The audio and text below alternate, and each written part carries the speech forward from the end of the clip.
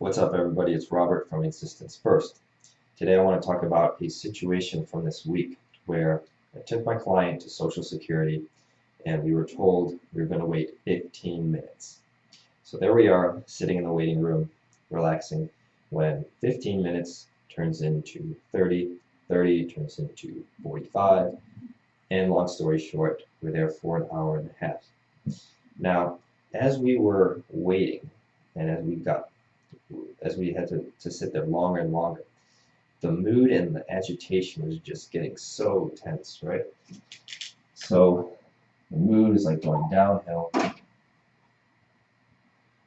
and to a point when I had to step out in the hallway to make some calls, answer voicemails.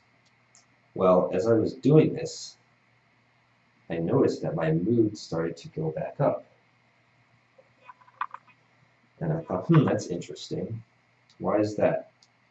And the best way I can explain it is that there's a distinction between a passive approach and an active approach. I want to talk about a book by Viktor Frankl called Man's Search for Meaning and how this connects to that. If you haven't read that book, Viktor Frankl was a prisoner in a Nazi concentration camp during World War II. And the book is very popular because Viktor Frankl pointed out that among the prisoners, a very select few were able to maintain this sense of freedom and will to live despite the dire circumstances. So those people were hanging on to this sort of internal sense of agency, right? They weren't just living passively. That then also reminds me of the book 7 Habits of Highly Effective People, where habit 1, which is be proactive, is about stimulus, something in your environment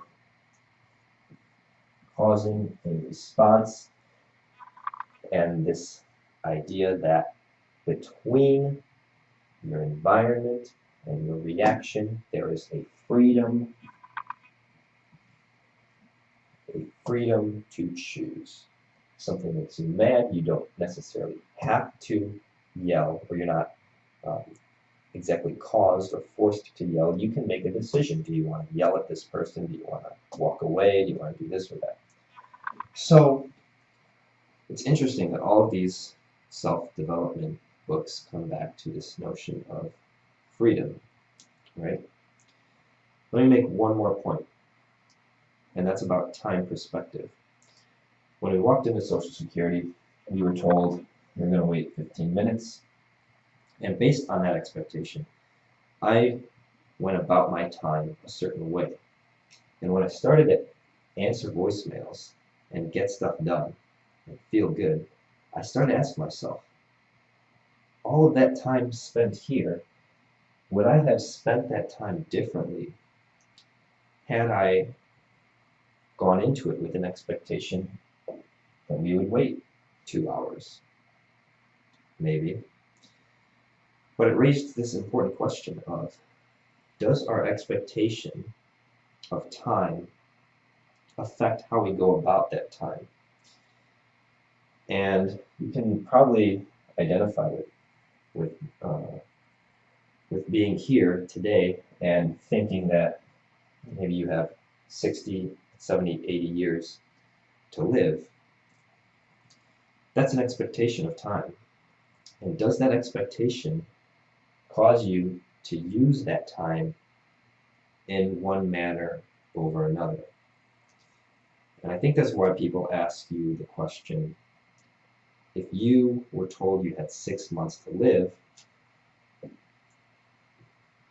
only 6 months, what would you do? So there's this huge question of how much time do you have, and once you know that, what are you going to do with your time? So the movement from responding or living passively to moving actively is an important move, and I think that that's where a lot of focus should be given. If you like these videos, remember to subscribe and share them on social media. But most of all, remember to put your existence first.